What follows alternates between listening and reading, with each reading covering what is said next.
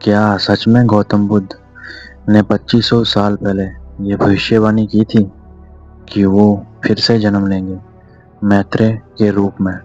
और क्या वो भविष्यवाणी पूरी हो चुकी है? लेकिन जिस तरह हम सोचते हैं उस तरह नहीं। कुछ लोग दावा करते हैं कि बुद्ध ने जन्म नहीं लिया, बल्कि उन्होंने किसी और के शरीर को चुना, और वो शरीर था ओशो का। क्या ये सच है या सिर्फ एक कहानी? आज हम इस रहस्य को गहराई से समझेंगे, बिना किसी अंधविश्वास के, सिर्फ तथ्यों और विचारों के साथ। बौद्ध ग्रंथों के अनुसार गौतम बुद्ध ने कहा था कि भविष्य में एक और बुद्ध आएंगे जिनका नाम होगा मैत्रेय, यानी कि वो मैत्रेय के रूप में आएंगे।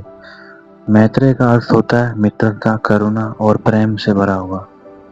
कहा जाता है कि जब दुनिया में धर्म कमजोर हो जाएगा, जब लोग सत्य से दूर चले जाएंगे, तब मैत्रेय का आगमन होगा। लेकिन एक बड़ा सवाल उठता है, क्या ये आगमन सच में एक नया जन्म होगा या कुछ और? ओशो ने कभी खुद को बुद्ध का अवतार नहीं कहा। उन्होंने साफ कहा, मैं हूं और बुद्ध बुद्ध है। लेकिन उन्होंने ये भी कहा कि हर इंसान के अंदर बुद्ध बनने की क्षमता है। ओशो के अनुसार बुद्ध कोई व्यक्ति नहीं, बल्कि एक चेतना, कॉन्शियसनेस की अवस्था है। जब कोई व्यक्ति पूरी तरह जाग जाता है तो वो बुद्धत्व को प्राप्त कर लेता है। इसका मतलब कोई भी इंसान उस अवस्था तक पहुंच सकता है। कुछ लोगों का दावा है कि एक समय के लिए बुद्ध की चेतना ओशो के शरीर में आई थी। यह बात ओशो के भाई ने एक इंटरव्यू में भी कही थी। लेकिन यहाँ समझने वाली बात है, यह कोई वैज्ञानिक प्रमाण नहीं है। यह सिर्फ एक व्यक्तिगत अनुभव या विश्वास हो सकता है, क्योंकि आत्मा का शरीर बदलना यह विज्ञान के दायरे से बाहर है। एक और रोचक कहानी जुड़ी है जिद्दू कृष्णमूर्ति से।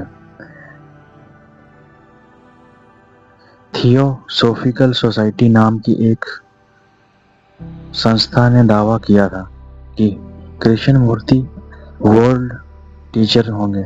उन्होंने उन्हें तैयार किया, एक तरह से एक आत्मिक प्रयोग के रूप में। लेकिन बाद में कृष्णमूर्ति ने खुद इस विचार को नकार दिया। उन्होंने कहा, सत्य किसी संगठन में कैद नहीं किया जा सकता। और सबसे महत्वपूर्ण बात, उन्होंने खुद को किसी भी अवतार के रूप में स्वीकार नहीं किया। अब सवाल ये है, क्या आत्मा सच में एक शरीर से दूसरे शरीर में जा सकती है? विज्ञान इस बात को स्वीकार नहीं करता।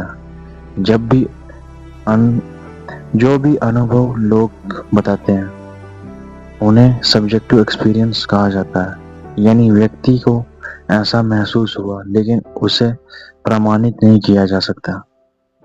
दूसरी तरफ आध्यात्मिक दृष्टिकोण कहता है कि चेतना सीमित नहीं है, यानी सच कहीं बीच में भी हो सकता है। ओशो और बुद्ध दोनों की शिक्षा में समानता जरूर है। दोनों ने ध्यान की बात की, दोनों ने जागरूकता पर जोर दिया, लेकिन दोनों एक अलग व्यक्ति थे। बुद्ध ने संन्यास का रास्ता दिखाया और ओशो ने जीवन को पूरी तरह जीने का। तो क्या ओशो में बुद्ध की आत्मा आई थी? इसका कोई ठोस प्रमाण नहीं है। ये एक विश्वास हो सकता है, एक अनुभव हो सकता है, लेकिन सच क्या है, ये हर इंसान को खुद समझना होगा। शायद असली सवाल ये नहीं है कि बुद्ध वापस आए या नहीं, बल्कि ये है, क्या हम खुद के अंदर उस चेतना को जगा सकते हैं? अगर बुद्ध फिर से आएंगे तो शायद किसी एक शरीर में नहीं, बल्कि हर उस इंसान में जो जागने के लिए तैयार है। आज की वीडियो में बस इतना ही। मिलता हूँ आपके साथ नेक्स्ट वीडियो में।